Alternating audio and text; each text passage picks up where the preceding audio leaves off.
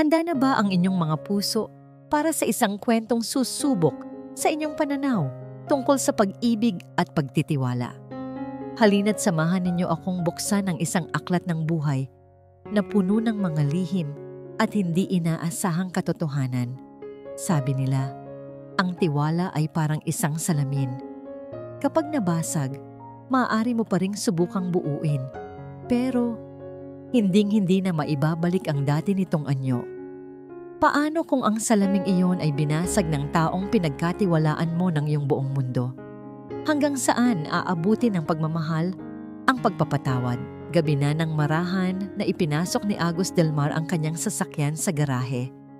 Isang mahabang araw sa opisina, ngunit sa pagpihit pa lang niya ng susi sa pinto ng kanilang tahanan sa munting bayan ng San Ilog, tila naglaho ang lahat ng kanyang pagod. Ang halimuyak ng bagong lutong hapunan na kahit bahagya ng lumamig ay sumalubong sa kanya. Ngunit higit pa roon, ang katahimikan ng isang payapang tahanan ang siyang nagbigay ng ginhawa sa kanyang puso. Dahan-dahan niyang isinara ang pinto at hinubad ang sapatos. Sa bawat hakbang niya papasok sa kanilang silid, tila ba may sariling isip ang kanyang mga paa na huwag gumawa ng anumang ingay. At doon, sa ilalim ng malamlam na ilaw mula sa lampshade, natanaw niya ang pinakamagandang tanawin sa buong mundo. Sa gitna ng kanilang kama, mahimbing na natutulog si Alani, ang kanyang minamahal na asawa. Nakayakap ito sa kanilang munting anghel, ang isang taong gulang nilang si Huni, na payapang humihinga sa dibdib ng ina. Ang buhok ni Alani na bahagyang nakakalat sa unan, ang inosenteng mukha ni Huni na tila nangangarap. Ito ang larawan ng lahat ng pangarap ni Agos. Ito ang kanyang mundo, ang kanyang lahat. Marahan siyang lumapit, halos hindi humihinga, at magaan na hinalikan ang noo ni Alani, at pagkatapos ay ang malambot na pisngi ni Huni. Sa sandaling iyon, naramdaman niya ang isang klase ng kaligayahan na hindi kayang tumbasan ng anumang yaman o tagumpay. Siya na marahil ang pinakamaswerteng lalaki sa balat ng lupa. Inayos niya ang kumot sa mag-ina bago siya nagtungo sa banyo upang maghilamos. Pagbalik niya, napansin niya ang cellphone ni Alani sa ibabaw ng bedside table, hindi naka-charge. Alam niyang madalas itong makalimot, lalo na kapag pagod mula sa pag-aalaga kay Huni buong araw. Kinuha niya ang charger at isinaksak ito. Isang simpleng kilos ng pagmamahal, isang bagay na ginagawa niya gabi-gabi. Ngunit sa gabing iyon, may nag-iba. Sa sandaling kumonekta ang charger sa cellphone, umilaw ang screen nito. At sa pag-ilaw na yon, isang notifikasyon ang lumitaw. Isang mensahe mula sa isang pangalang nakasulat bilang RM Holdings. Hindi sana ito papansinin ni Agos. Marahil ay kliyente lamang ito ni Alani mula sa trabaho. Ngunit ang sumunod na nabasa niya ang siyang nagpatigil sa pagtibok ng kanyang puso. Miss you already. Ingat ka palagi. Isang simpleng pangungusap, ngunit para kay Agos, ito ay isang kulog na yumanig sa pundasyon ng kanyang mundo. Ang pulang emoji ng puso sa dulo ay tila isang patalim na direktang tumusok sa kanyang dibdib. Nabitawan niya ang telepono na para bang napasu siya. Bumagsak ito pabalik sa mesa na may mahinang kalabog, ngunit sa pandinig ni Agos, ang tunog ay kasing lakas ng isang pagsabog. Nanigas siya sa kanyang kinatatayuan. Ang kanyang mga mata ay nakapako sa screen. RM Holdings, sino si RM? At bakit ganito ang mensahe nito sa kanyang asawa? Bakit may kasamang puso? Muli niyang tiningnan ang mahimbing na natutulog na si Alani. Ang payapang mukha nito, ang itsura ng kawalang malay. Ito pa rin ang babaeng pinakasalan niya. Ang inakala niyang hindi kailanman maglilihim sa kanya. Ngunit ngayon, ang mukhang iyon ay tila isang maskara na nagtatago ng isang katotohanang hindi niya alam. Ang hangin sa silid ay biglang naging mabigat. Halos hindi niya mahinga. Ang dating payapang tahanan ay biglang napuno ng isang nakabibinging katahimikan. Isang katahimikang puno ng mga tanong. Isang bahagi ng kanyang isip ang gustong sumigaw. Gusto niyang yugyugin si Alani para magising. Gusto niyang itanong kung sino si RM. Gusto niyang humingi ng paliwanag. Ngunit pinigilan niya ang kanyang sarili. Hinawakan niya ang gilid ng mesa. Ang kanyang mga kamay ay nanginginig. Nakita niya ang refleksyon ng kanyang sarili sa madilim na screen ng telepono. Isang lalaking winasak ng ilang salita. Hindi siya gagawa ng eksena. Hindi niya sisirain ang katahimikan ng gabi. Ngunit alam niya, sa kaibuturan ng kanyang puso, na may isang bagay na nasira na sa gabing iyon. Isang lamat. Ang unang lamat sa kanilang perpektong mundo. Dahan-dahan niyang pinatay ang lampshade at binalot ng dilim ang buong silid. Ngunit para kay Agos, ang tunay na dilim ay nagsisimula pa lamang kumalat sa loob ng kanyang puso. At sa dilim na yon, isang desisyon ang kanyang nabuo. Hindi niya ito hahayaan. Aalamin niya ang katotohanan, kahit pa ang katotohanan yon ang tuluyang dudurog sa kanya. Kinabukasan, sinubukan ni Agos na gumising na para bang walang nangyari. Hinalikan niya si Alani sa pisngi bago ito pumasok sa banyo at tinimpla niya ng gatas si Huni. Ngunit ang lahat ng kilos niya ay mekanikal, walang kaluluwa. Ang ngiti na isinasalubong niya sa kanyang asawa ay hindi na umaabot sa kanyang mga mata. May isang pader na nagsimulang itayo sa pagitan nila. Isang pader na siya lang ang nakakakita. Ang bahay na dati kanyang kanlungan ay naging isang entablado ng pagkukunwari. Sa hapagkainan ng gabing iyon, ang katahimikan ay halos nakabibingi. Ang tunog lamang ng kanilang mga kubyertos ang maririnig. Pinapanood ni Agos si Alani habang sinusubuan nito si Huni. Bawat galaw, bawat ngiti nito sa kanilang anak ay kanyang sinusuri. Naghahanap siya ng kahit anong senyales, kahit anong bakas ng kasalanan. Kumusta ang araw mo? Tanong ni Agos. Sinisikap na maging normal ang tono ng kanyang boses. Nag-angat ng tingin si Alani. Tila bahagyang nagulat. Ayos lang, medyo nakakapagod lang. Alam mo na, si Huni, palikot na ng palikot. Isang matipid na ngiti ang ibinigay nito. Napansin ni Agos kung paano nito iniwas ang tingin.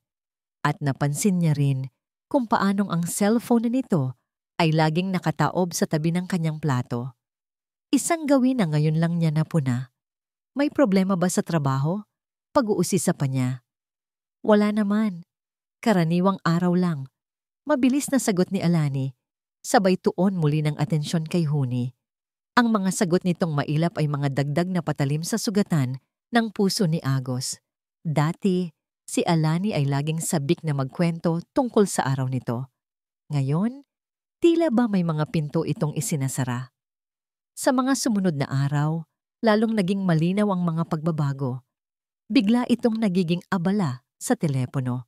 At kapag lalapit siya, mabilis niya itong ibinababa o itinatago. May mga pagkakataong lumalabas ito ng kwarto para sagutin ang isang tawag. Bumabalik na, may pilit na ngiti at palusot na, "Kliyente lang," nangungulit. Ang pagdududa sa dibdib ni Agos ay hindi na isang bulong lamang. Ito ay isang sigaw na. At alam niyang kailangan niyang humanap ng sagot. Isang gabi, habang mahimbing na ang tulog ni Alani at ni Huni, dahan-dahan siyang bumangon. Pumunta siya sa kanyang study table at binuksan ang laptop. Ang kanyang puso ay kumakabog ng napakabilis. Alam niyang mali ang kanyang gagawin. Isang paglabag sa tiwala. Ngunit ano pa ba ang tiwalang natitira? Binuksan niya ang kanilang online account para sa bill ng telepono. Hinanap niya ang numero ni Alani. At doon, sa listahan ng mga tawag, isang numero ang paulit-ulit na lumilitaw. Mahahabang tawag, madalas sa gabi. Sa mga oras na sinasabi ni Alani, nakausap nito ang kanyang ina o isang katrabaho. Kinopya niya ang numero at inilagay sa search engine. Ang kanyang mga daliri ay nanginginig habang pinipindot ang enter. Ilang segundo lang, Lumabas ang mga resulta. Ang numero ay nakarehistro sa isang pangalan, Raja Montelibano. Kasabay ng pangalan ay isang litrato. Isang lalaking nasa mid-40s, matikas, mukhang mayaman, at may isang ngiti na puno ng kumpiyansa. Siya ang CEO ng RM Holdings, isang malaking real estate development company. RM Holdings, ang inisyal ay tumugma. Ang paghinga ni Agos ay tila naipit sa kanyang lalamunan. Hindi ito isang ordinaryong katrabaho. Isa itong makapangyarihang tao. Biglang may pumasok sa kanyang isipan. Isang alaala. Isang company event.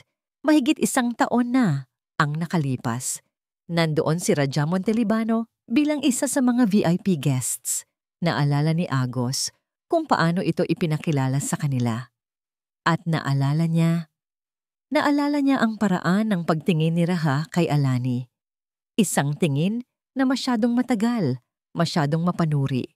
Noong mga panahong iyon, binaliwala niya iyon bilang isang simpleng paghanga. Ngunit ngayon, sa bagong liwanag ng kanyang pagdududa, ang alaalang iyon ay nagmistulang isang babala na hindi niya pinansin. Hindi na niya kaya. Kailangan niya ng isang patunay na hindi niya maaaring pagkamalian. Isang bagay na pisikal. Kinabukasan, habang nasa banyo si Alani, isang hindi maipaliwanag na puwersa ang nagtulak sa kanya na tingnan ang pitaka nito na naiwan sa ibabaw ng kama. Nanginginig ang kamay niyang binuksan yon. Sa loob, sa gitna ng mga card at lumang resibo, may isang papel na nakatupi. Isang resibo. Mula sa isang mamahaling Italian restaurant sa kabilang bayan, isang lugar na alam niyang hindi kayang puntahan ni Alani nang mag-isa. Ang halaga ay para sa 2 tao, ngunit hindi iyon ang pumatay sa kanya. Ang petsa sa resibo ay mula sa Martes ng nakaraang linggo. Sa mismong gabi na sinabi niyang mag-o-overtime siya sa opisina at umuwi ng hating gabi na, hawak niya sa kanyang kamay ang katibayan ng isang kasinungalingan. Ang papel na iyon ay hindi na lamang isang resibo. Ito ay isang hatol. At sa sandaling iyon, alam ni Agos na hindi na niya kayang magkunwari pa. Ang anino ng pagdududa ay naging isang halimaw na handa ng lamunin ang lahat ng natitira sa kanilang pagsasama. Ang resibo mula sa Italian restaurant ay tila isang mabigat na bakal sa bulsa ni Agos. Dala-dala niya ito buong araw sa opisina, ngunit ang bigat nito ay ramdam niya sa kanyang puso. Ang bawat numero, bawat letra sa manipis na papel na yon ay isang paalala ng kasinungalingan ni Alani. Ang pagtataksil ay isa ng halos tiyak na katotohanan.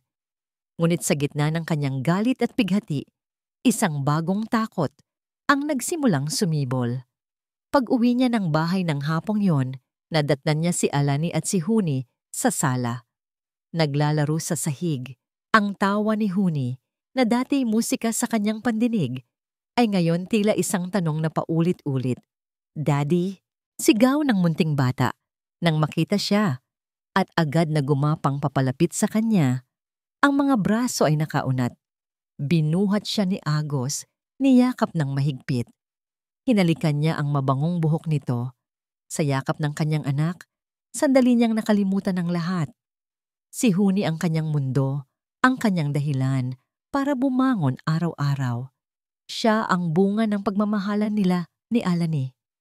O hindi ba? Habang titig na titig siya sa mga mata ni Huni, mga matang bilugan at kumikinang, sinubukan niyang hanapin ang sarili niya rito. Ang kanyang mga mata, ang kanyang ilong, ang hugis ng kanyang mukha. Dati, nakikita niya ang lahat ng iyon. Dati, ipinagmamalaki niyang kamukhang-kamukha niya ang kanyang anak. Ngunit ngayon, sa ilalim ng anino ng pagdududa, ang lahat ay nag-iba. Ang dating nakikita niyang pagkakahawig ay tila naglaho. Pinalitan ito ng isang nakakakilabot na distansya. Ang ilong ba nito ay hindi mas matangos ng kaunti? Ang kulay ba ng mga mata nito ay hindi ba mas matingkad? Bigla niyang naalala ang litrato ni Raja Montelibano sa internet. Ang matikas na mukha, ang matangos na ilong. "Agos, ayos ka lang ba? Tulala ka yata?" tanong ni Alani. Ang boses nito ay puno ng pag-aalala. Naputo lang kanyang masamang pag-iisip. Tumingin siya kay Alani, pagkatapos ay kay Huni na nakakapit sa kanyang leeg. Isang alon ng pagkasuklam ang dumaan sa kanya. Pagkasuklam sa kanyang asawa at higit sa lahat, pagkasuklam sa sarili niya. Anong klaseng ama siya para pagdudahan ang sarili niyang anak? Paano niya nagagawang tingnan si Huni at isipin ang ganitong karumaldumal na bagay? Ngunit ang tanong na minsan nang pumasok sa kanyang isip ay hindi na maalis. Nag-ugat na ito. Isang tanong na humihiwa sa pinakapundasyon ng kanyang pagkalalaki, ng kanyang pagiging ama. Liwanag ba niya ang batang hawak niya? O liwanag ng ibang lalaki? Kinagabihan, hindi siya makatulog. Paulit-ulit siyang bumabalikwas sa kama. Ang bawat paghinga ni Alani sa kanyang tabi ay tila isang pangungutya.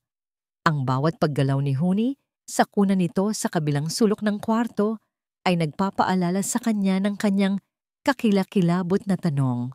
Kailangan niyang malaman. Hindi na niya kayang mabuhay sa ganitong kawalan ng katiyakan. Ang hindi pag-alam sa totoo ay mas pumapatay sa kanya kaysa sa posibleng kasagutan. Kahit gaano pa ito kasakit. Sa kalaliman ng gabi, habang siguradong tulog na ang lahat, bumangon siya. Tahimik siyang lumapit sa kuna ni Huni. Sa liwanag ng buwan na tumatagos sa bintana, pinagmasdan niya ang natutulog na anghel. Ang inosente nitong muka ay walang kamalay-malay sa unos na namumuo sa puso ng kanyang ama. Marahan, halos hindi humihinga. Kinuha niya ang suklay ni Huni sa ibabaw ng maliit na aparador. May ilang hibla ng manipis na buhok na naiwan doon. Maingat niya itong kinuha. Ang kanyang mga kamay ay nanginginig sa takot at sa bigat ng kanyang ginagawa. Isinilid niya ito sa isang maliit na plastik na supot. Pagkatapos, pumunta siya sa harap ng salamin sa banyo. Tumingin siya sa sarili niyang refleksyon, sa isang lalaking pagod, wasak at desperado.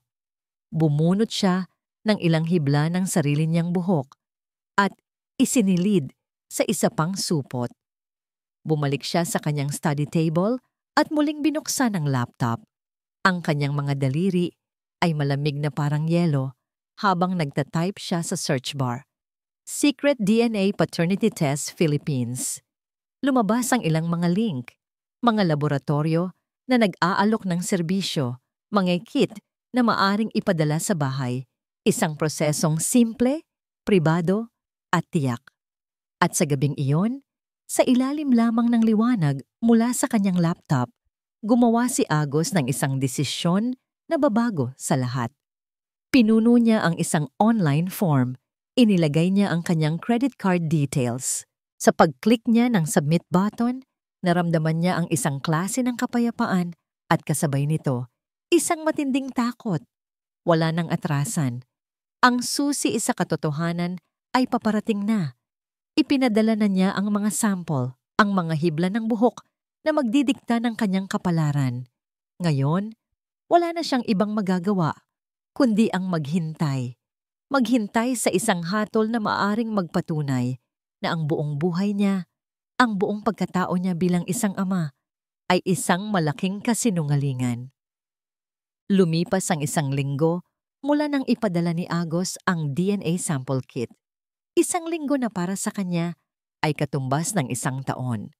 Ang bawat araw ay isang walang katapusang pag-ikot ng pagkukunwari sa umaga at pagdurusa sa gabi.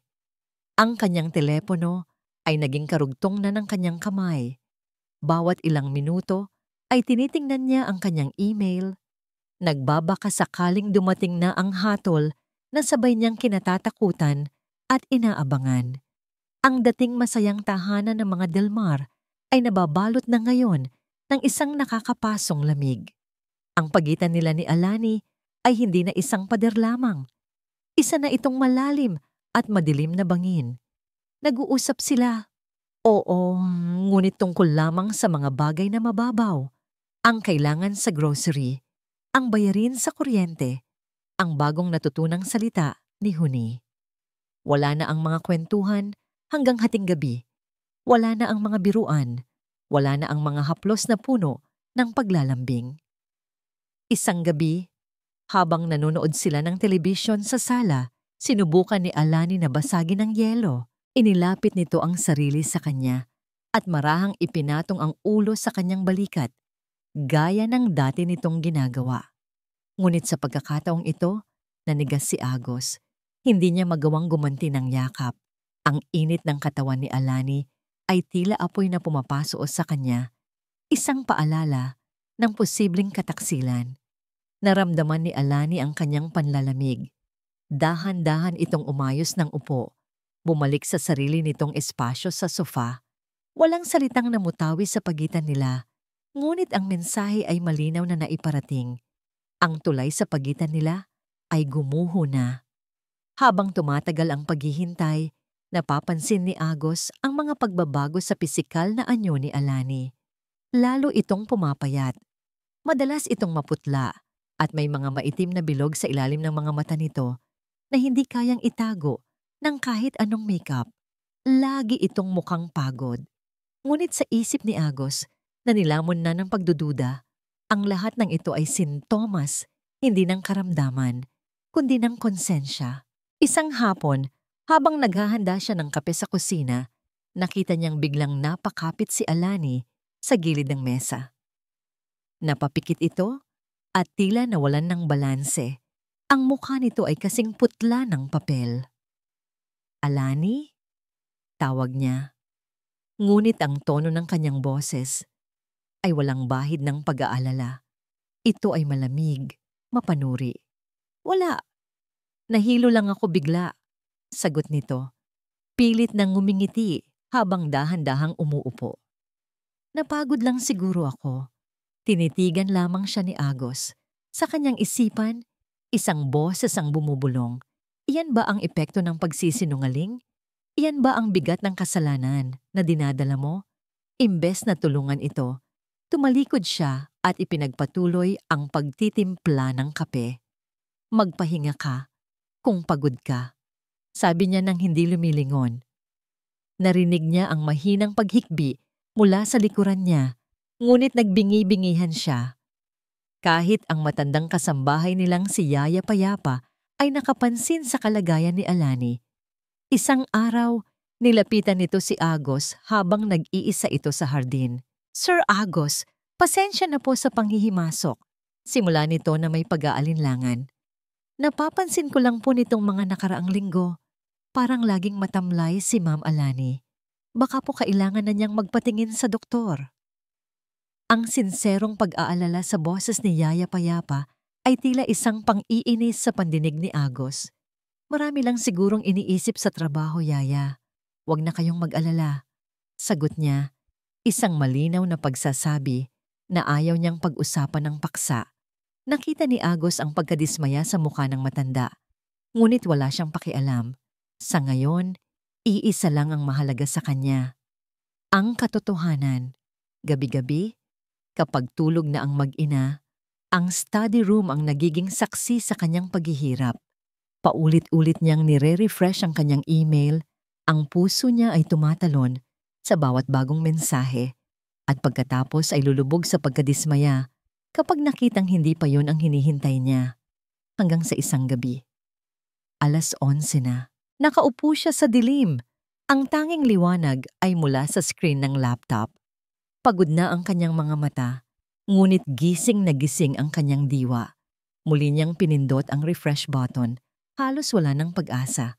At pagkatapos, nandoon na. Isang bagong email.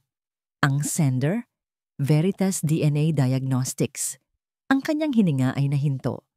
Ang buong mundo niya ay tila tumigil sa pag-ikot. Tinitigan niya ang subject line, 2 salita na babago sa lahat. Results ready. Parang may isang kamay na yari sa yelo ang humigpit sa kanyang puso. Nanginginig ang kanyang kamay habang dahan-dahang iginagalawang cursor patungo sa email. Ito na. Ang paghihintay ay tapos na. Ang sagot sa lahat ng kanyang mga tanong, ang katapusan ng kanyang paghihirap o ang simula ng isang mas malalang bangungot ay nasa loob ng isang click na lang. Nakatitig si Agos sa email. Ang mga salitang "results ready" ay tila sumisigaw ng uuyam. Ang kanyang daliri ay nakapatong sa mouse, ngunit hindi niya ito maigalaw. Para siyang isang taong nakatayo sa bingit ng bangin. Alam na ang susunod na hakbang ang magpapasya ng kanyang kapalaran. Humugot siya ng isang malalim na hininga at sa wakas, pinindot niya ito. Nag-load ang isang webpage, protektado ng isang password na siya lang ang nakakaalam. Nanginginig niyang in-type ang mga letra at numero. Bawat pindot sa keyboard ay isang dagundong sa kanyang dibdib. At pagkatapos, naroon na. Isang digital na dokumento na may logo ng Veritas DNA Diagnostics.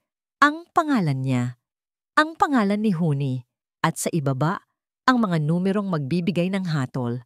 Ang kanyang mga mata ay mabilis na naglakbay sa mga teknikal na salita at mga porsyento hanggang sa umabot ito sa pinakaimportanteng bahagi.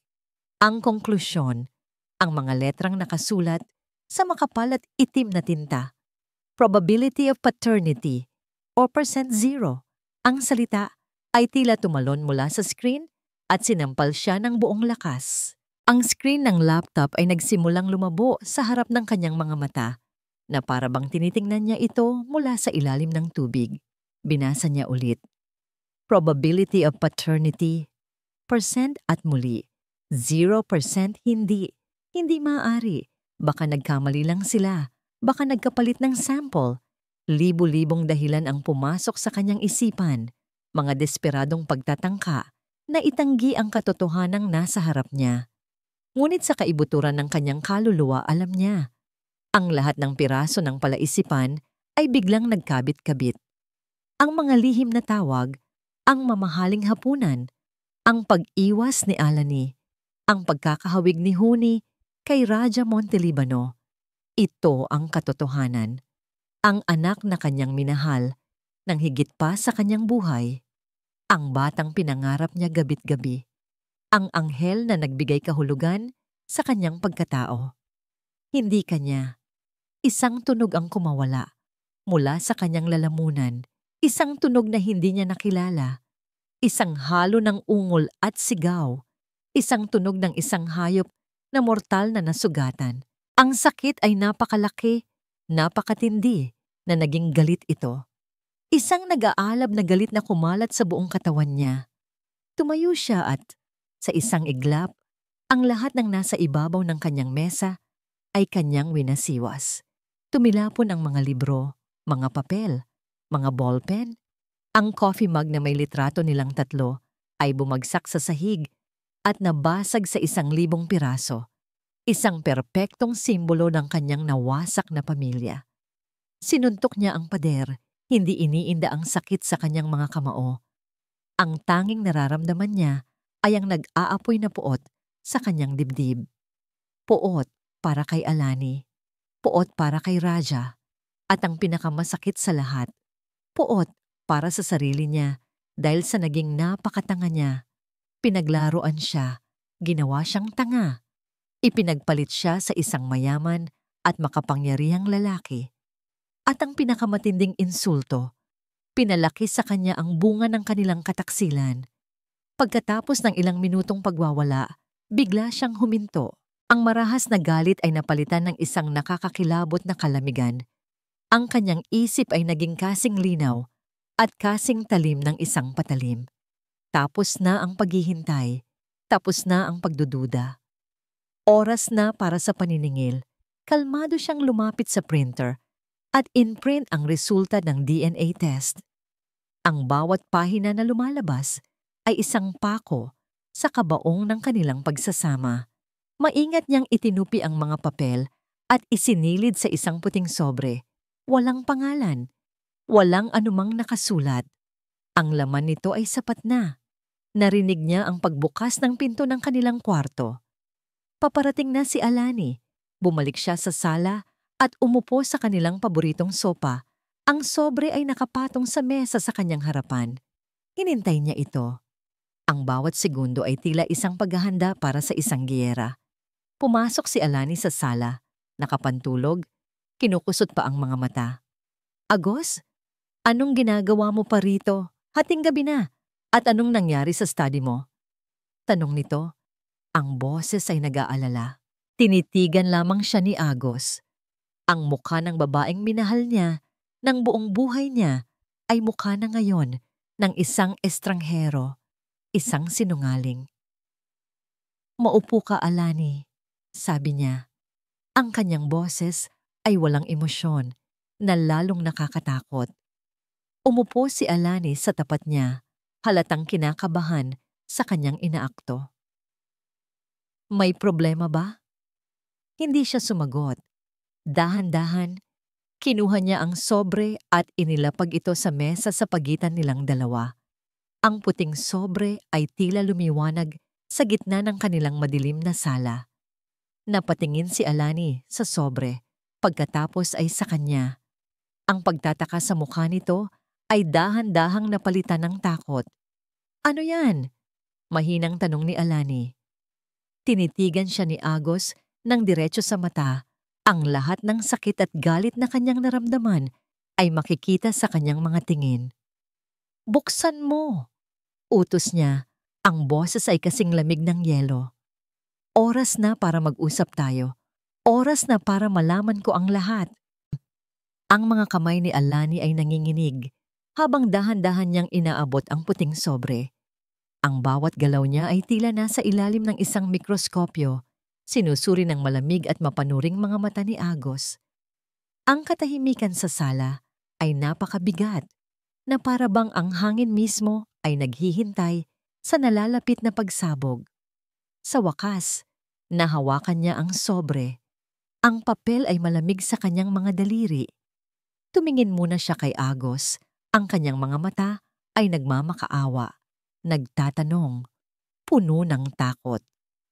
Ngunit ang mukha ni Agos ay isang blangkong pader na bato. Walang awa, walang pag-aalinlangan. Dahan-dahan niyang binuksan ang sobre. Inilabas niya ang mga nakatuping papel. Habang binubuklat niya ang mga ito, nakita ni Agos ang pagbabago sa kanyang mukha. Ang takot ay dahan-dahang napalitan ng pagkalito at pagkatapos ng isang bagay na hindi niya mabasa.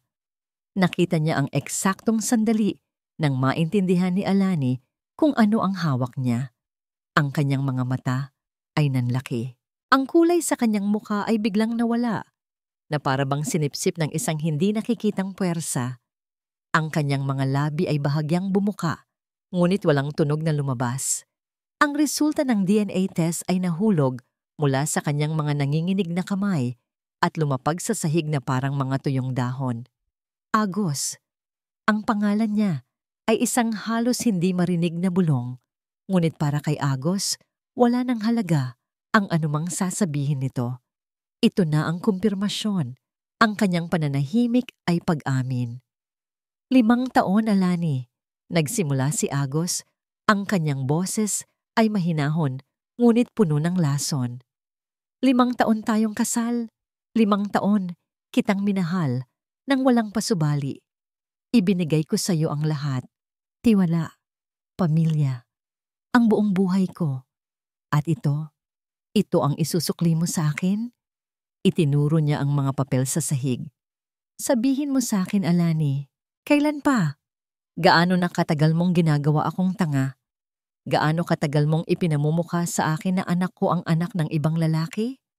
Ang bawat salita ay isang suntok na pinakawalan niya. Ang sakit at galit na kinimkim niya sa loob ng maraming linggo ay sa wakas malaya nang lumabas. Si Alani ay yumuko. Ang buhok niya ay tumabon sa kanyang mukha. Ang kanyang mga balikat ay nagsimulang manginig. Umiiyak siya. Ngunit ang mga luha niya ay walang epekto kay Agos. Para sa kanya, iyon ay mga luha ng pagkakasala, hindi ng pagsisisi. Magsalita ka. Sigaw niya, hindi na napigilan ng sarili. Sabihin mo sa akin ang pangalan niya. Si Raja Montelibano ba? Siya ba?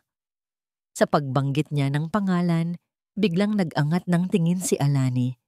Ang kanyang mga mata ay puno ng gulat at lalong takot. At sa reaksyong yon, nakuha na ni Agos ang kanyang sagot. Tama ako. Bulong niya. Isang mapait na tawa ang kumawala sa kanyang mga labi. Tama ako. Tumayo siya. Handa nang tapusin ang lahat. Handa nang sabihin ang mga salitang wawasak sa kanilang pagsasama magpakailanman. Ngunit bago pa man niya maibuka ang kanyang bibig, isang bagay ang nangyari. Biglang napahawak si Alani sa kanyang dibdib. Isang marahas na ubo ang namuo sa kanyang lalamunan. Isang ubo na malalim at masakit. Pagkatapos ng isa pa at isa pa. Alani, sinubukan nitong tumayo, ngunit ang kanyang mga binti ay tila nawalan ng lakas. Ang kanyang mga mata ay pumihit pataas, at bago pa man makalapit si Agos, bumagsak siya sa sahig na may malakas na kalabog. Walang malay. Ang lahat ng galit sa puso ni Agos ay biglang naglaho, napalitan ng isang alon ng matinding takot. Alani, Alani, gumising ka. Sigaw niya. Lumuhod sa tabi nito. Tinapik-tapik niya ang pisngi nito, ngunit wala itong reaksyon. Nataranta siya. Mabilis niyang kinuha ang kanyang telepono at tumawag sa emergency hotline. Habang kausap ang operator, ang kanyang mga mata ay nakatuon sa nakahandusay na katawan ng kanyang asawa.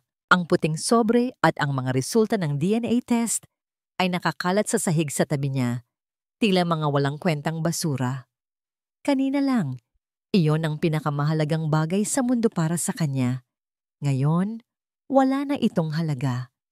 Ang biyahe papuntang Silangan Medical Center ay ang pinakamahaba at pinakanakakatakot sa buong buhay ni Agos.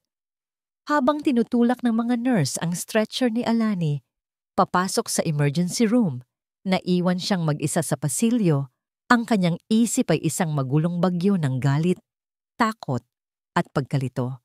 Makalipas ang halos isang oras na parang walang katapusan, isang doktor ang lumabas at lumapit sa kanya. Mr. Delmar? Ako po. Kumusta na po ang asawa ko? Tanong ni Agos. Ang kanyang boses ay paos. Ang mukha ng doktor ay seryoso. Stable na po siya sa ngayon, ngunit kailangan po nating pag-usapan ang kanyang kondisyon. Inanyayahan siya ng doktor na pumasok sa isang maliit na opisina. Ano po ba talaga ang nangyari sa kanya, Dok? Dahil ba sa stress? Umiling ang doktor. Tumingin ito sa kanya ng may halong habag. Mr. Delmar, ang asawa ninyo po ay may cancer. Ang salitang yon ay tumama kay Agos na parang isang truck. Cancer. Ano po? Pero, paano? Stage 4 lung cancer. Malala na po ang sitwasyon at mukhang kumalat na ito sa ibang parte ng kanyang katawan. Napatitig si Agos sa doktor, hindi makapaniwala. Ang lahat ng ito ay parang isang masamang panaginip. Si Alani, may cancer? Kailan pa po ito nagsimula? Tanong niya, halos pabulong na. Ang sagot ng doktor ang siyang tuluyang nagpaguho sa mundo ni Agos sa isang paraang hindi nagawa ng resulta ng DNA test. Tumingin ang doktor sa mga papeles na hawak nito. Base sa mga medical records na nakuha namin mula sa dati niyang ospital, alam na po niya ang tungkol sa kanyang sakit. Huminga ng malalim ang doktor bago idinugtong ang mga salitang wawasak sa lahat ng nalalaman ni Agos. Mahigit 1 taon na po niyang alam ang kanyang kondisyon. Lumabas si Agos mula sa opisina ng doktor na parang isang kaluluwang nawawala. Ang mga salita, stage 4 cancer, mahigit 1 taon na, ay paulit-ulit na umuugong sa kanyang isipan, nilulunod ang lahat ng iba pang kaisipan. Naglakad siya sa pasilyo ng ospital na tila isang zombie. Ang kanyang mga paa ay may sariling isip na nagdala sa kanya patungo sa silid kung nasaan si Alani. Pagbukas niya ng pinto, nakita niya itong nakahiga sa kama, napapalibutan ng puting kumot, may nakakabit na suwero sa kamay. Ang mukha nito ay maputla at payapa sa pagkakatulog, ngunit ngayon, Hindi na ito mukha ng isang taksil para sa kanya. Ito na ang mukha ng isang taong may malubhang karamdaman. Isang taong naglilihim hindi lang ng isang pag-ibig, kundi ng isang papalapit na kamatayan. Umupo siya sa silyang katabi ng kama. Ang galit na nag-aalab sa kanyang dibdib kanina ay napalitan ng isang nakalilitong kawalan. Paano siya dapat mag-react? Dapat ba siyang magalit dahil sa panloloko? O dapat ba siyang maawa dahil sa sakit nito? Ang dalawang katotohanan, ang pagtataksil at ang cancer, ay naglalaban sa kanyang isipan at hindi niya alam kung alin ang mas matimbang. Tinitigan niya si Alani.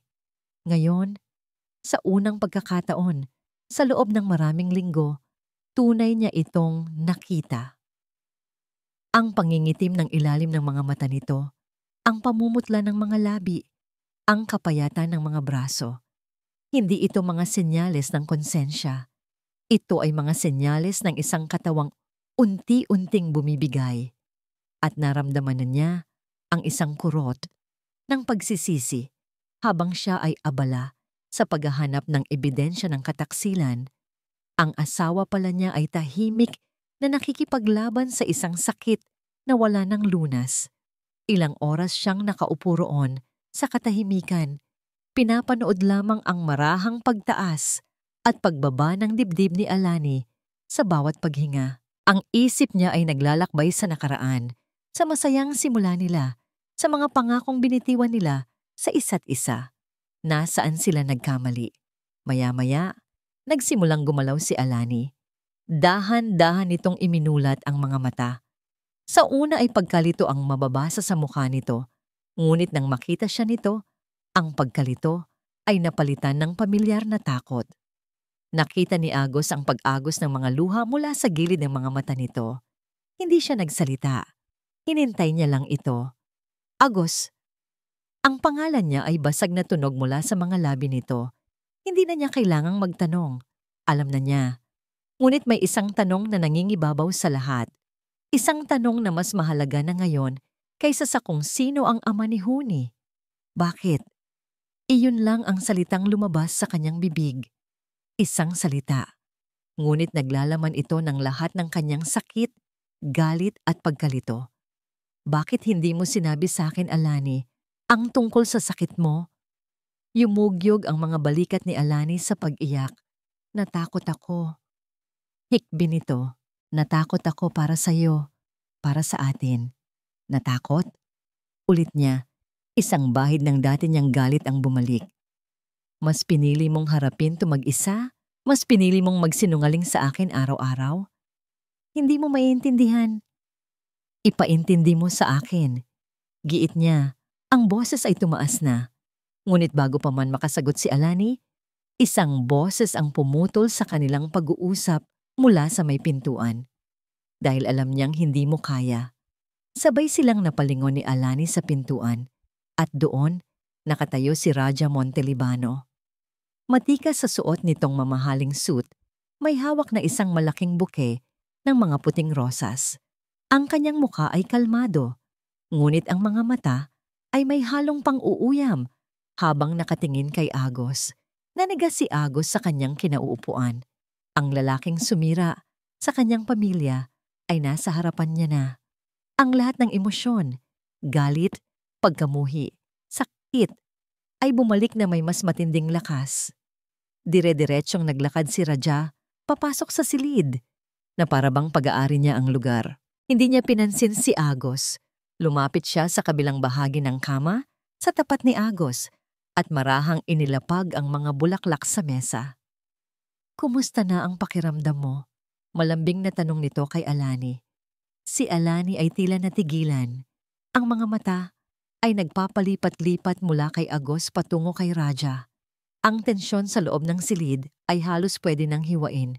Hinarap ni Raja si Agos sa unang pagkakataon. Isang mapagmataas na ngiti ang sumilay sa kanyang mga labi. Sabi ko na sa'yo, Alani, sabi ni Raja. Ngunit ang mga mata ay nakapako kay Agos. Ako ang mag-aalaga sa'yo. Ako ang mag-aalaga sa inyo ng anak mo. Isang bagay na hinding-hindi niya magagawa. Ang mga salitang yon ay isang direktang sampal sa pagkatao ni Agos. Ang pagdating ng lalaking ito ay isang deklarasyon ng giyera sa loob mismo ng pinakamahina at pinakabulnerableng sandali ng kanilang buhay. Ang pagdating ni Raja Montelibano ay parang pagsaboy ng gasolina sa nag-aalab ng apoy. Ang hangin sa silid ay naging napakabigat, puno ng hindi namumutawing mga salita ng galit at pagkamuhi. Tumayo si Agos, hinarap niya si Raja. Ang kanyang mga kamao ay nakakuyom sa kanyang tagiliran. Wala kang karapatang maparito, sabi niya. Ang bawat salita ay mabagal at puno ng diin. Ngumisi lamang si Raja. Karapatan. Ako ang tumulong sa kanya noong mga panahong wala ka. Ako ang sumalo sa kanya noong mga panahong abala ka sa sarili mong mundo. Lumabas ka, utos ni Agos. Ang kanyang boses ay naging isang babala.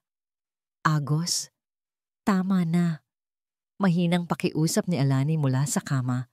Ngunit ang kanyang boses ay walang lakas. Hindi pinansin ni Raja si Alani. Ang kanyang mga mata ay nakikipagsukatan kay Agos. O ano? Sasaktan mo ako? Sa harap niya? Hamon nito. Hindi mo ba nakikita? Kailangan kanyang iwan dahil mahina ka. Hindi mo kayang harapin ang katotohanang mamamatay na siya. Ang mga salita ni Raja ay tumama sa sensitibong bahagi ng puso ni Agos. Dahil sa isang sulok ng kanyang isipan, alam niyang may katotohanan doon. Naging abala siya sa sarili niyang sakit, sa sarili niyang pagdududa, na hindi niya nakita ang tunay na paghihirap ng kanyang asawa. Ngunit ang pag-amin sa kahinaang iyon ay hindi nangangahulugang susuko na siya. Sinabi ko, lumabas ka ulit ni Agos, ngunit sa pagkakataong ito, lumapit siya kay Raja. Huwag mo akong subukan. Ano man ang problema namin, pamilya pa rin kami. At sa pamilyang ito, ikaw ang labas. Nagkatitigan sila ng ilang segundo. Sa huli, si Raja ang unang bumawi. Umayos ito ng tayo, inayos ang kanyang mamahaling coat, at tumingin kay Alani na may halong awa at pagmamayabang. Tatawag ako mamaya kapag wala na ang bisita mo. Pagkatapos ay tumalikod na ito at naglakad palabas. Nag-iwan ng isang nakakabininging katahimikan at ng halimuyak ng mga puting rosas, mga rosas na para sa isang libing. Nang makasigurong wala na si Raja, muling hinarap ni Agos si Alani. Ang galit niya kay Raja ay humupa at ang natira na lamang ay ang mabigat na pighati sa pagitan nilang mag-asawa. Umupo siyang muli sa tabi ng kama. Ilang minuto silang hindi nagsalita. Tanging ang marahang tunog ng mga makina ng ospital ang maririnig. Totoo ba ang sinabi niya? Basag ni Agos sa katahimikan. Na kaya mo ako iniwan. Kaya ka naglihim. Dahil sa tingin mo, mahina ako? Umiling si Alani habang patuloy na dumadaloy ang mga luha sa kanyang pisngi. Hindi dahil mahina ka, kundi dahil mahal na mahal kita. Ang mga salitang yon ay tila kabalintunaan, ngunit hinayaan niya itong magpatuloy. Nang malaman ko ang tungkol sa sakit ko, gumuho ang mundo ko, Agos. Simula niya, ang boses ay nanginginig. Ang una kong naisip ay ikaw at si Huni. Ayokong makita mo akong naghihirap. Ayokong maging pabigat sa'yo. Ayokong ang huling alaala mo sa akin ay isang babaeng unti-unting nauubos, isang babaeng kalansay na lang. Kaya mas pinili mong magsinungaling. Mas pinili kong iligtas ka sa sakit na yon. Giit niya. Ang boses ay biglang nagkalakas. Akala ko, kung itatago ko, mapoprotektahan na kita. Akala ko, kung iiwan kita, mas madali para sa'yo na magpatuloy kapag nawala na ako. Ang kanyang mga salita ay puno ng isang desperadong lohika na tanging isang taong nasa bingit ng kamatayan ang makakaisip. Isang baluktot na pagpapakita ng pag-ibig. At si Raja? Tanong ni Agos. Ang tanong na pinakamabigat sa lahat. Napapikit si Alani na para bang ang pagsagot ay nangangailangan ng lahat ng natitira niyang lakas. Si Raja. Dumating siya sa panahong pinakamahina ako. Alam niya ang tungkol sa sakit ko. Ginamit niya iyon. Sinabi niyang aalagaan niya ako, na aalagaan niya si Huni kapag wala na ako. Nabibigyan niya ng magandang kinabukasan ang anak natin. At ako na desperado at natatakot. Naniwala ako. Pagkatapos ay tumingin siya kay Agos. Ang kanyang mga mata ay puno ng pagsisisi. Walang pagmamahal, Agos. Pagsisisi ang nararamdaman ko sa tuwing kasama ko siya. Isang malaking pagkakamali ang lahat. Isang pagkakamali na ginawa ko dahil sa takot. At si Huni. Halos pabulong na tanong ni Agos. Sa tanong na yon, humagulgol si Alani. Isang iyak na nagmumula sa kaibuturan ng kanyang kaluluwa. Patawarin mo ako, Agos. Patawarin mo ako. Iyon na ang sagot. Hindi na niya kailangan ng mga salita. Pinakinggan ni Agos ang lahat. Ang bawat salita, bawat hikbi. At habang nakikinig siya, ang natitirang galit at pagkamuhi sa kanyang puso ay dahan-dahang natutunaw. Napalitan ito ng isang matinding awa at isang mas malalim na pag-unawa. Hindi nito ginawa ang lahat dahil sa kawalan ng pagmamahal. Ginawa niya ito dahil sa sobrang pagmamahal, kahit na sa isang baluktot at masakit na paraan. Inabot ni Agos ang kamay ni Alani. Ang balat nito ay malamig. Hinawakan niya ito ng mahigpit. Tumingin si Alani sa kanya. Ang mga mata ay puno ng pagtataka. Magpahinga ka na, Alani, sabi ni Agos. Ang kanyang boses ay malumanay na. Nandito lang ako. Hindi ako aalis. Sa mga salitang iyon, isang desisyon ang nabuo sa puso ni Agos. Tapos na ang paghahanap ng masisisi. Tapos na ang paniningil. Ang natitirang panahon, gaano man kaikli, ay hindi na para sa galit. Ito ay para sa pagpapatawad at para sa pagmamahal. Matapos ang emosyonal na pag-uusap sa ospital, isang bagong uri ng kapayapaan ang bumalot sa puso ni Agos. Isang kapayapaang hindi nagmula sa paglimot, kundi sa pagtanggap. Kinausap niya ang mga doktor at, labag man sa kanilang payo, ay nagdesisyon siyang iuwi si Alani. Kung ang mga araw nito ay bilang na lang, gugugulin nila iyon hindi sa malamig na silid ng ospital, kundi sa init ng kanilang tahanan. Ang mga sumunod na araw ay naging mapait ngunit mapagmahal. Ang kanilang bahay ay naging isang santuwaryo. Si Yaya Payapa, na sa wakas ay nalaman ng katotohanan, ay naging isang matatag na sandalan. Si Agos naman ay ibinuhos ang lahat ng kanyang oras sa pag-aalaga kay Alani. Sinusubuan niya ito, binabasahan ang mga libro, at pinapatugtog ang mga paborito nilang kanta. Hindi na nila pinag-usapan ang nakaraan. Ang mahalaga na lamang ay ang ngayon. At sa gitna ng lahat ng ito ay si Huni. Ang katotohanan tungkol sa dugo ay hindi nagbago sa pagmamahal ni Agos para sa bata. Sa katunayan, lalo pa itong lumalim. Sa bawat pagtingin niya kay Huni, hindi na si Raja ang nakikita niya, kundi isang inosenteng bata na nangangailangan ng isang ama. Siya ang ama nito, sa puso at sa gawa. Araw-araw, nilalaro niya ito, tinuturuan at niyayakap. Sa mga mata ni Huni, siya ang kanyang daddy at iyon lamang ang mahalaga. Isang hapon, habang mahimbing na natutulog si Alani sa kanilang silid, masayang naglalaro sina Agos at Huni sa sala. Nagtatayo sila ng isang tore gamit ang mga building blocks. Ang tawa ni Huni ay pumupuno sa buong bahay. Isang tunog ng purong kaligayahan. Sa sandaling iyon, naramdaman ni Agos ang isang saglit na kaligayahan. Ito pa rin ang pamilya niya. Binasag man ng katotohanan, sinubok man ng kamatayan, pamilya pa rin sila. Ngunit ang saglit na kapayapaang iyon ay biglang winasak ng malakas na katok sa pinto. Nagtaka si Agos. Hindi sila nag-aasahan ng bisita. Dahan-dahan niyang binuksan ang pinto at ang kanyang puso ay biglang nanlamig. Nakatayo sa labas si Raja Montelibano, ngunit hindi na siya nag-iisa. Kasama niya ang isang lalaking mukhang abogado. May dalang isang itim na briefcase. Ang mapagmataas ng ngiti ni Raja ay wala na. Napalitan ito ng isang malamig at determinadong ekspresyon. "Anong kailangan mo rito?" tanong ni Agos, agad na hinarangan ang pintuan. "Nandito ako para sa anak ko," direktang sagot ni Raja. "Wala kang anak dito?" mariing sabi ni Agos. Ang abogado ni Raja ay humakbang pasulong. "Mr. Delmar, ako si Attorney De Castro. Kinakatawan ko si Mr. Montelibano. May dala kaming mga legal na dokumento." Binuksan ng abogado ang briefcase nito at inilabas ang isang folder. Ipinakita nito kay Agos ang mga papeles sa loob.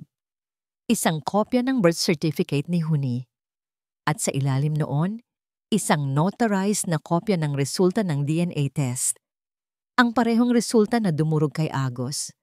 "Gaya ng nakikita mo, Mr. Delmar," sabi ng abogado sa isang formal na tono. "Mayroon kaming hindi matatawarang ebidensya na si Mr. Montelibano ang biolohikal na ama ni Huni." Ang pagbanggit ng abogado sa pangalan ni Huni ay tila isang paglapastangan. "Gusto naming makita ang bata," sabi ni Raja. Ang boses ay matigas. "Daddy?" Isang maliit na boses ang narinig ni Agos mula sa kanyang likuran. Nakatayo roon si Huni, yakap-yakap ang teddy bear nito, ang mga mata ay puno ng pagtataka. Automatikong inilagay ni Agos ang sarili sa harap ni Huni na para bang isang panangga. "Hindi," sabi niya. Ang boses ay mababa at puno ng panganib. "Hindi ninyo siya lalapitan." "May karapatan ako," giit ni Raja.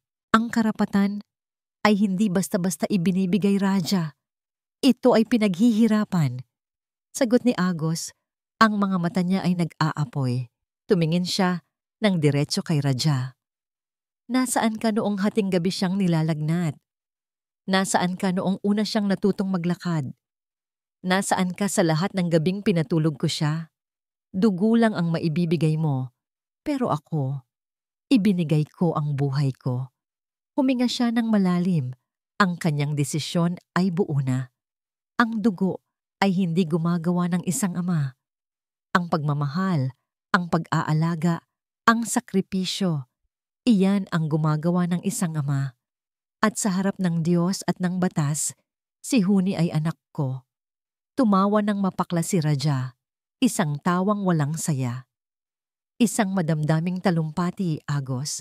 Pero sa korte, ang mahalaga ay ebidensya, hindi drama. Humarap ito sa kanyang abogado. "Simulan mo na ang proseso. Gusto kong makuha ang full custody sa anak ko." Pagkatapos ay tumingin si Raja kay Agos. Sa huling pagkakataon, ang mga mata ay puno ng pagbabanta. Tingnan natin kung ano ang sasabihin ng korte tungkol dyan. Tumalikod na sila at naglakad palayo. Iniwan si Agos na nakatayo sa may pintuan, yakap ang naguguluhang si Huni. Ang laban para sa puso ni Alani ay tapos na. Ngunit isang bagong laban, isang mas marumi at mas mahirap na laban, ang kasisimula pa lamang. Ang laban para sa kinabukasan ng kanyang anak.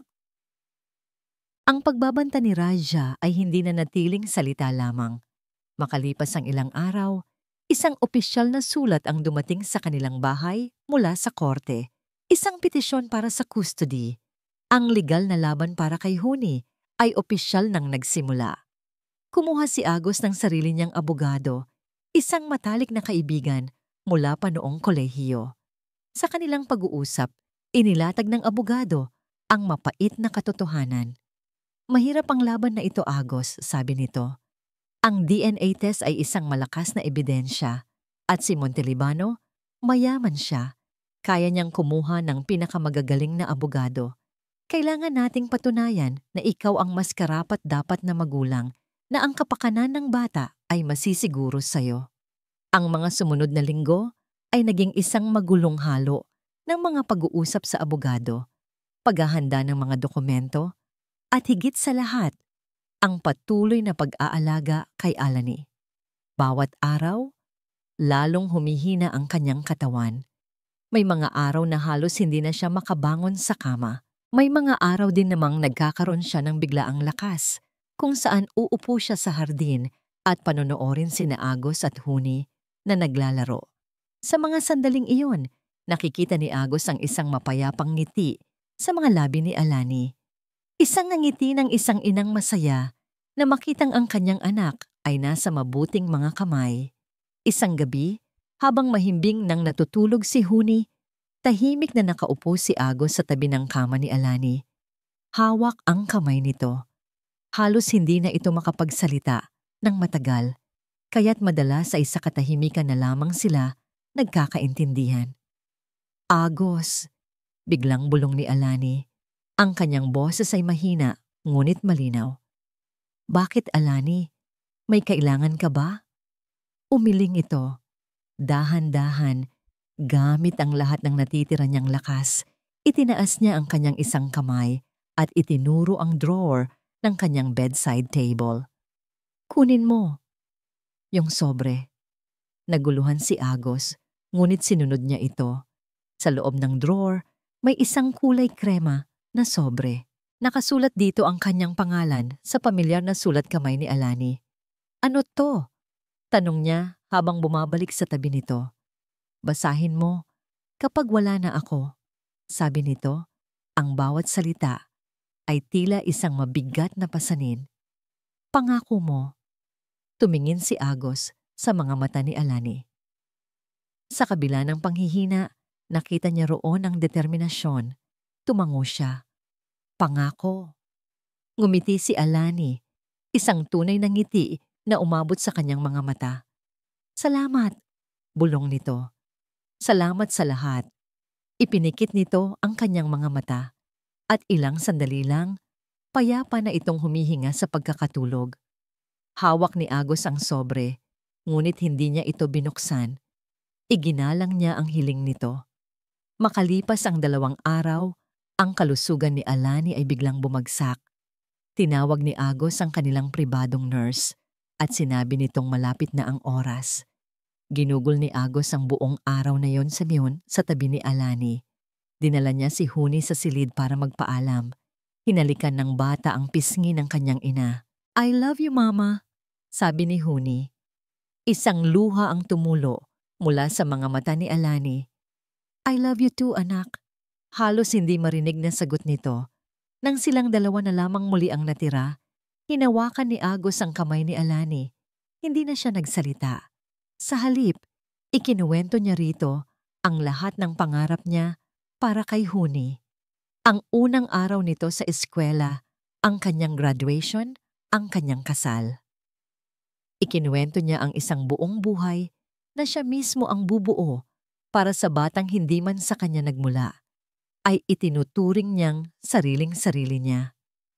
Habang nagkukwento siya, naramdaman niyang humigpit ang hawak ni Alani sa kanyang kamay. Imunulat nito ang kanyang mga mata sa huling pagkakataon at tumingin sa kanya. Sa mga matang iyon, wala nang sakit, wala nang takot, wala nang pagsisisi. Tanging pagmamahal at pasasalamat na lamang ang naroon. Isang huling pumangiti ang sumilay sa kanyang mga labi. At pagkatapos, sa isang marahang pagbuga ng hininga, pumanaw na ito. Naramdaman ni Agos ang pagluwag ng kamay nito sa kanyang pagkakahawak. Ang silid ay binalot ng isang sagradong katahimikan. Hindi siya umiyak. Niyakap niya ang wala ng buhay na katawan ni Alani. Ang kanyang mukha ay ibinaon niya sa buhok nito. At doon, sa huling pagkakataon, naramdaman niya ang init ng babaeng minsan niyang pinangakuang mamahalin habang buhay. Ang pangako ay hindi natapos sa kanyang kamatayan. Nagsisimula pa lamang ito sa isang bagong yugto. Kinabukasan, pagkatapos ng mga unang pag-aayos para sa burol, habang natutulog si Huni sa pangangalaga ni Yaya Payapa, umupo si Agos sa sala. Hawak ang kulay kremang sobre. Oras na. Nanginginig ang kanyang mga kamay habang binubuksan niya ito. Sa loob ay may ilang pahinang sulat kamay. Ito ang huling testamento ni Alani. Mahal kong Agos, kung binabasa mo ito, ibig sabihin ay wala na ako. Huwag kang iiyak. Sa wakas, malaya na ako sa sakit. Patawad. Iyan ang unang salitang gusto kong sabihin. Patawad sa lahat ng kasinungalingan, sa lahat ng sakit na idinulot ko sa'yo. Naging duwag ako. Akala ko, sa pagtatago ng katotohanan, maililigtas kita. Ngunit lalo lang kitang nasaktan. Sana, balang araw, tuluyan mo akong mapatawad. Huwag mong isipin kahit isang saglit na hindi kita minahal. Ikaw ang buhay ko. Ikaw at si Huni. At dahil doon, may huli akong hihilingin sa iyo. Alam ko ang tungkol sa laban ninyo ni Raja. Alam kong gagamitin niya ang lahat para kunin si Huni. Huwag mong hayaan, Agos. Pakiusap. Huwag mong hayaan. Si Raja ang ama niya sa dugo, oo. Iyon ang pagkakamaling habambuhay kong pagsisisihan. Ngunit ikaw, Agos, ikaw ang kanyang ama sa puso. Ikaw ang nagpuyat, nag-alaga, at nagmahal sa kanya nang walang hinihintay na kapalit. Ikaw ang daddy niya at walang sino mang makakapantay doon. Sa ilalim ng sulat na ito ay isang legal na dokumento, isang affidavit na pinirmahan ko sa harap ng isang abogado. Ilang linggo na ang nakalipas. Nakasaad diyan ang aking huling kahilingan na ang nag-iisang karapatan sa pag-aalaga kay Huni ay ipagkakaloob lamang sa iyo. Ikaw ang pinili kong ama para sa kanya. Ilaban mo siya, mahal ko. Ilaban mo ang ating pamilya. Mahal na mahal ko kayo. Hanggang sa muli, Alani. Nang matapos basahin ni Agos ang sulat, ang mga luhang kanina pa niya pinipigilan ay bumuhos na. Umiyak siya hindi lang dahil sa pighati, kundi dahil sa pagmamahal at sa bigat ng responsibilidad na iniwan sa kanya. Hawak niya ngayon ang huling sandata ni Alani, ang kanyang huling regalo. Biglang nagring ang kanyang cellphone. Ang abogado niya ang tumatawag. Agos, may balita ako. Sabi nito sa kabilang linya. Nakatanggap kami ng notice mula sa korte. Mukhang minamadali ni Montelibano ang mga hearing. May pansamantalang desisyon na silang inilabas base sa mga naunang ebidensya. Napahawak ng mahigpit si Agos sa sulat ni Alani. Handa na siya sa anumang sasabihin ng kaibigan niya. Handa na siya sa laban. Lumipas ang ilang buwan. Ang tag-araw ay dumaan at ang mga unang patak ng ulan ay nagsimulang dumilig sa lupa ng Sanilog. Kasabay ng pagbabago ng panahon, ang unti-unting paghilom ng mga sugat sa puso ni Agos. Ang legal na laban ay naging mabigat. Gumamit ng pera at impluwensya si Raja para makuha ang gusto niya. Ngunit hawak ni Agos ang isang bagay na hindi kayang bilhin ng pera. Ang katotohanan ng pag-aalaga at ang huling testamento ng isang ina. Ang araw ng desisyon ay dumating hindi sa isang maingay na korte, kundi sa isang simpleng tawag sa telepono. Nasa hardin si Agos, pinapanood si Huni na masayang naghahabol ng mga paru-paro nang magring ang kanyang cellphone, ang abogado niya. Agos, sabi ng kaibigan niya sa kabilang linya. Tapos na, panalo tayo. Napahinto sa paghinga si Agos. Anong sabi mo? Panalo tayo. Ulit ng abogado. Ang saya ay hindi maitago sa boses nito. Ibinigay sa iyo ng korte ang solely and permanent custody kay Huni. Ang sulat ni Alani, iyon ang nagpanalo sa atin. Ang huling kahilingan ng isang ina, kasama ng lahat ng testimonya ng mga taong nakakita kung paano mo pinalaki si Huni. Wala nang nagawa si Montelibano. Natalo siya, Agos. Tapos na ang laban. Nabitawan ni Agos ang telepono. Napaluhod siya sa damuhan, hindi dahil sa panghihina, kundi dahil sa bigat ng tagumpay na sa wakas ay kanyang nakamtan. Tumingala siya sa langit. Ang mga luha ay malayang dumaloy sa kanyang mga pisngi. Mga luha ng pasasalamat, ng kaluwagan, at ng pag-ibig. "Daddy, cry?" Tanong ni Huni, lumapit sa kanya at niyakap ang kanyang leeg. Ang maliliit nitong kamay ay pinupunasan ng kanyang mga luha. Niyakap ni Agos nang mahigpit ang bata. "Tears of joy, anak," bulong niya. Tears of joy. Nang gabing iyon, pagkatapos niyang patulugin si Huni, kinuha ni Agos ang sulat ni Alani mula sa kanyang lalagyan. Umupo siya sa sala, sa dilim, at muling binasa ang mga salita nito. Bawat letra ay isang alaala. Bawat pangungusap ay isang pangako. Hindi na ito sulat ng isang babaeng nagkasala. Ito na ang sulat ng isang bayaning. Sa huling sandali ng kanyang buhay, ay ginawa ang lahat para protektahan ang kanyang pamilya. "Salamat, Alani." Bulong ni Agos sa hangin. "Tinupad ko ang pangako ko at tinupad mo rin ang sayo. Magpahinga ka na. Kami na ang bahala rito." Makalipas ang ilang linggo, isang gabi, dinala ni Agos si Huni sa paborito nilang lugar, ang tabing ilog ng San Ilog, kung saan madalas silang mamasyal noong kompleto pa sila. Papalubog na ang araw at ang kulay kahel na langit ay reflektado sa payapang tubig. Nakakandong sa kanya si Huni habang nakaupo sila sa damuhan. Tahimik silang pinapanood ang pag-agos ng tubig. "Ang ilog, anak," paliwanag ni Agos. "Parang buhay yan. Tuloy-tuloy lang ang agos kahit anong mangyari." Maya-maya nagsimulang lumitaw ang mga unang bituin sa langit. Biglang itinuro ni Huni ang isang partikular na bituin, ang pinakamaliwanag sa lahat, na tila kumikindat sa kanila. "Daddy Star!" Masayang sabi ng bata. Ngumiti si Agos. "Ang ganda, no?" Tumingin sa kanya si Huni. Ang kanyang mga mata ay bilog at puno ng inosenteng tanong. "Mama Star?" Isang mainit na damdamin ang bumalot sa puso ni Agos. Hindi niya ito itinuro sa bata. Ngunit sa puso ng isang anak, ang koneksyon sa ina ay hindi kailanman nawawala. Niyakap niya si Huni at hinalikan ito sa noo. Tumingala silang muli sa nagniningning na bituin. "Oo, anak," sabi ni Agos. Ang kanyang boses ay puno ng kapayapaan at pagmamahal na walang hanggan. "Si Mama Star yan. Laging nakabantay. Laging nagbabantay sa ating dalawa." Habang magkayakap sila sa ilalim ng kalangitan, naintindihan ni Agos ang lahat. Ang pamilya ay hindi nasusukat sa dugo. Ito ay isang pagpili, isang pangako, isang pagmamahal na kayang lampasan ang sakit, ang pagtataksil, at maging ang kamatayan.